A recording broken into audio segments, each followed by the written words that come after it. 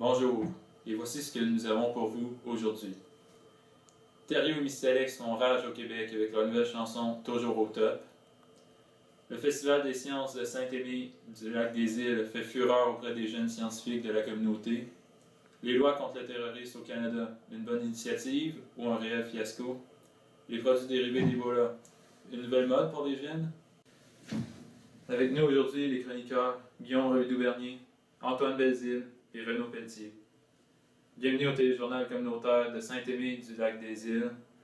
Bienvenue à nos ondes. Merci d'être là. Merci d'avoir pris votre temps pour discuter de certaines nouvelles avec nous. Monsieur Pelletier, auriez-vous l'obligeance de nous discuter de votre nouvelle? Je vous en prie, Monsieur Paquin, appelez-moi Renaud. Ah, appelez-moi Jean-Robert, Monsieur Pelletier. Deux jeunes Québécois, Thériault et Mystalex, ont lancé cette semaine un nouvel album. Nous allons aller en voir un reportage. Sorti cette semaine, le nouveau street album de Thériault et Mystalex fait déjà parler de lui. Connu pour ses paroles agressives et son style se rapprochant des grands gangsters américains, Thériault est une vraie menace dès qu'il touche un micro. Quant à Mystalex, ses rythmes harmonieux et proportionnels sonnent comme une véritable syncopée à nos oreilles. Nous vous présentons à l'instant un préambule de cet album, avec le titre principal, Toujours au top. Malgré tout ce qu'on m'a dit, malgré tout ce qu'on m'a fait, malgré tout ce qu'on m'a pris, yeah, Mr. Lex, Thériault. Comme ces images en témoignent, le budget de Thériault et Mystalex permet d'acheter, et non de louer, des voitures sport, ainsi que d'utiliser des caméras haute définition, permettant de réaliser un vidéoclip 1080p. Même si cet extrait visuel ne témoignait pas vraiment de la violence du milieu de Thériault, il a tout de même songé à filmer une vidéo beaucoup plus rude dans laquelle il soutient qu'il escarifie les rangs de la police tellement il est dangereux. Voici un extrait. Trop de beaux boss me regardent en croche, les agents me posent des questions sur mon argent de poche. C'est à moi ce cache là. Comme vous avez pu le constater, nous avons masqué les passages trop vulgaires ou trop violents dans ce vidéoclip. Thériault parvient bien à nous faire comprendre qu'il se sent badé par les agents de police. Ses belles paroles, ainsi que son swag, lui permettent de faire passer son message de manière efficace et stylée. Par le fait même, il nous faut souligner la nature du duo Thériault-Mystalex. Les deux jeunes artistes sont en réalité des frères, et Mystalex compose gratuitement les rythmes pour son frangin aux cordes vocales fines et mythiques, comme le fil d'Ariane. C'est une collaboration assez inhabituelle dans le domaine du hip-hop, où les artistes se battent souvent pour empocher le plus gros salaire.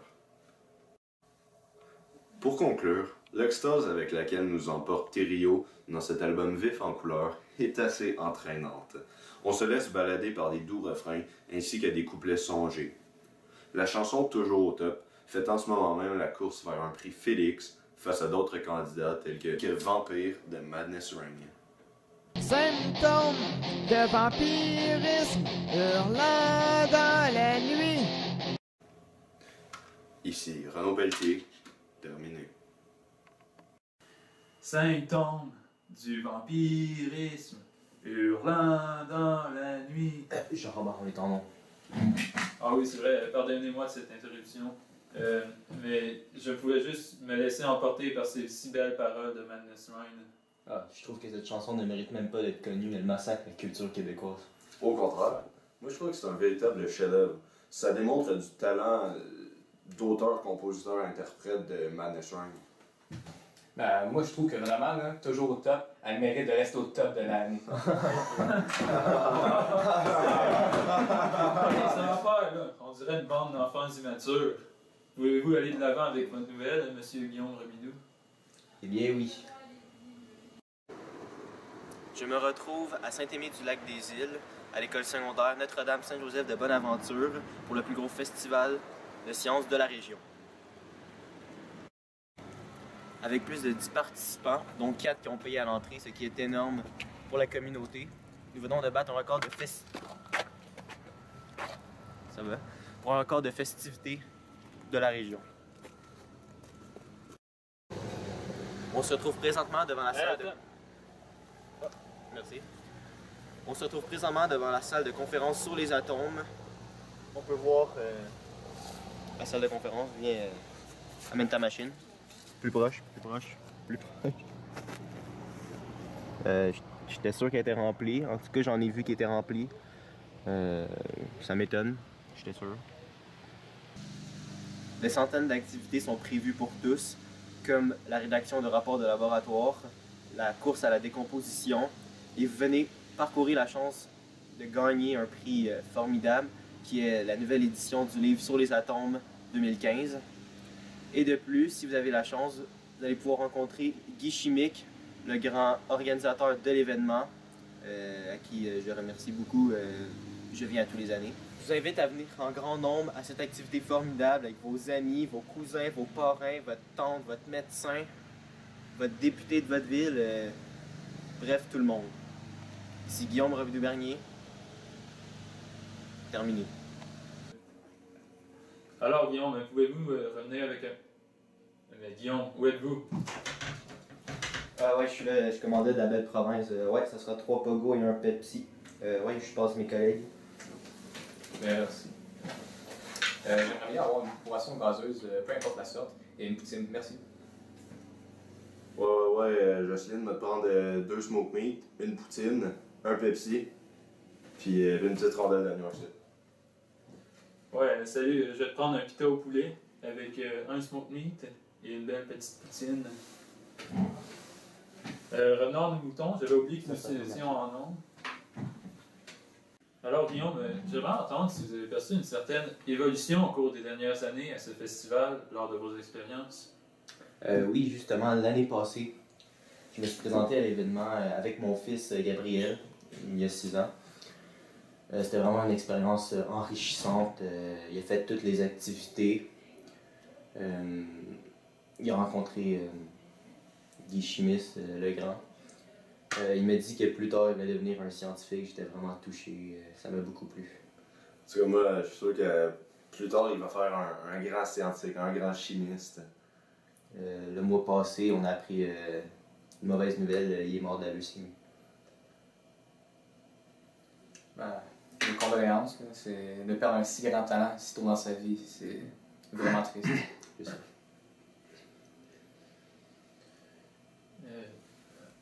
Alors Guy, Monsieur Pelletier, j'aimerais entendre votre avis sur ce sujet.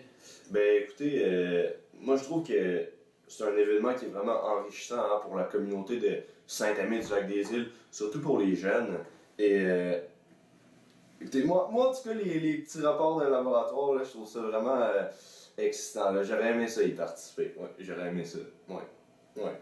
Oui, je pense que tout le monde ici aurait aimé participer à ce genre d'activité avec leur enfant. Ouais. Mon fils aussi. Alors, Monsieur Bézil, pourriez-vous nous partager votre point de vue par rapport à ce genre d'événement? Devrions-nous répéter une expérience telle que celle-ci au futur? Eh bien, moi, dans ma jeunesse, j'étais plus porté vers l'histoire, la politique que vers les sciences. Donc, personnellement, je n'ai pas d'intérêt vers un événement plus scientifique comme celui-ci. Parlant de politique et de situation internationale, pourriez-vous nous partager votre nouvelle? Oui, bien sûr. Les récents actes terroristes au Canada, un au Québec et l'autre au Parlement, ont grandement changé la vision que le gouvernement a par rapport à la défense contre les actes terroristes.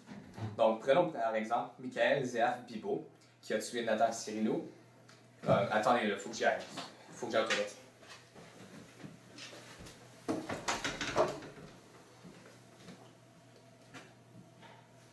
Il est vraiment parti aux toilettes. On dirait bien.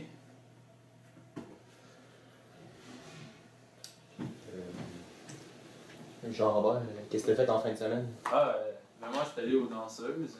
Hey! T'en non. Ah, c'est vrai, excusez-moi mes propos. C'était comment? C'était magique et c'est absolument une expérience à vivre. C'était formidable. Je n'ai d'autres mots pour décrire cette expérience.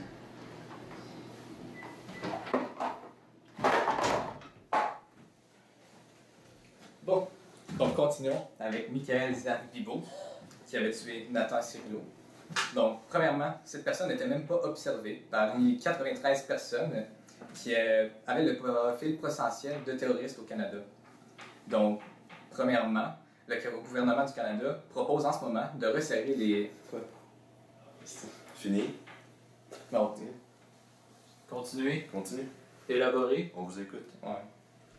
Donc, premièrement, cette personne n'était même pas parmi 93 personnes observées par le gouvernement du Canada comme potentiels terroristes.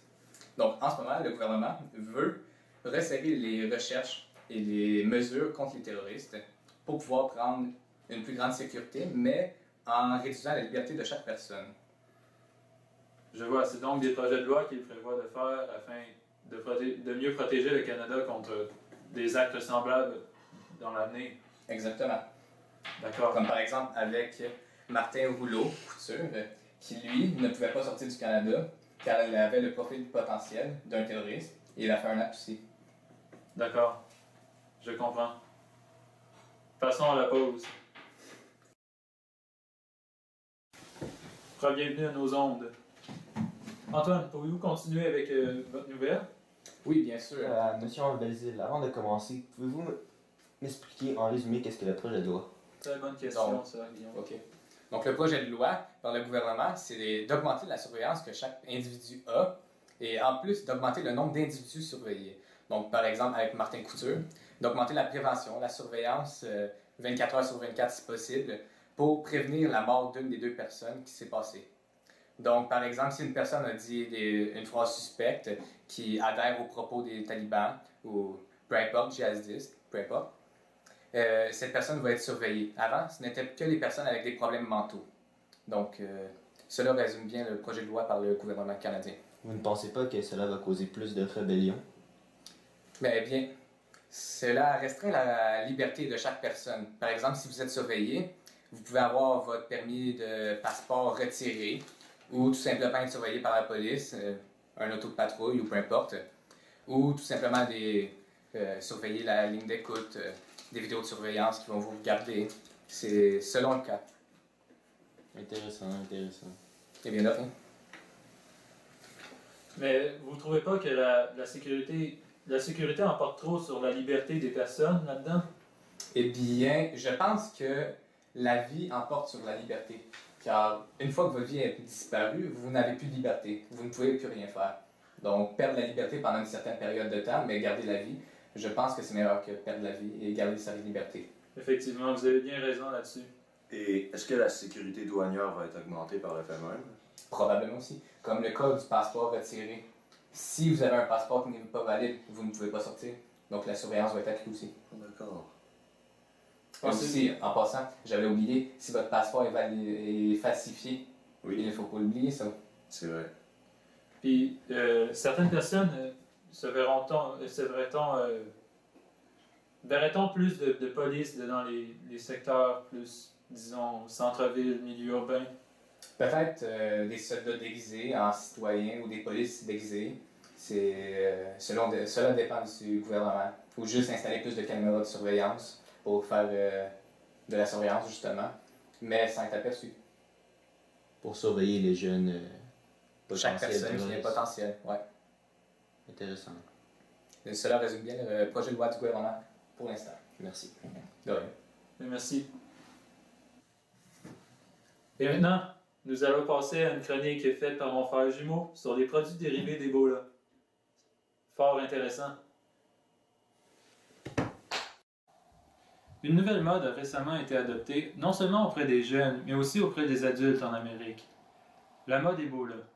Rappelons-nous la situation actuelle de certains pays d'Afrique de l'Ouest. Le Niger, tout comme le Sierra Leone et plusieurs autres pays, sont actuellement affectés par un virus mortel nommé l'Ebola. Ce virus se présente sous une fièvre anormale et certains problèmes digestifs qui causent la mort de plusieurs personnes de la population de ces pays. Ces vêtements ayant pour thématique l'Ebola se retrouvent sur différentes formes, que ce soit des vêtements, des camisoles ou même des sous-vêtements. On retrouve de tout sur l'Ebola. Il y a même certains déguisements qui ont sorti pour les jeunes faisant l'Halloween, Ne trouvez-vous pas cela fantastique?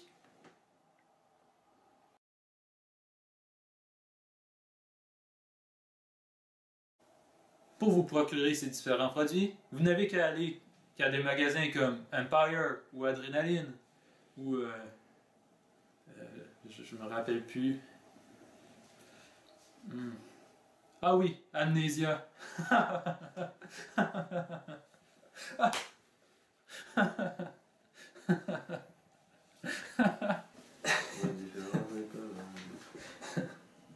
Toujours aussi drôle cette chronique-là. Ouf. Alors, on va se calmer dans le studio. Mais monsieur Paquin, vous ne trouvez pas ça inacceptable de faire des produits à partir d'une maladie qui peut être contractée par plusieurs personnes? Comme la leucémie? Mais monsieur, une partie des profits de ces produits va aller à une fondation pour trouver un antidote à cette maladie. Il me semble que c'est déjà assez respectueux comme ouvrage. La leucémie, vous la mettez de côté? Mais non, mais vous pourriez vous partir une propre compagnie de vêtements pour la leucémie, partir votre propre fondation.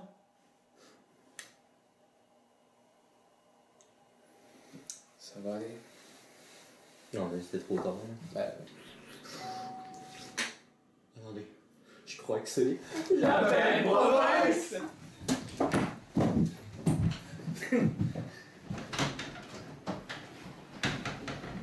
Ah oui, c'est vrai. Sur ce, on conclut le bulletin de nouvelles de Saint-Aimé du Lac-des-Îles.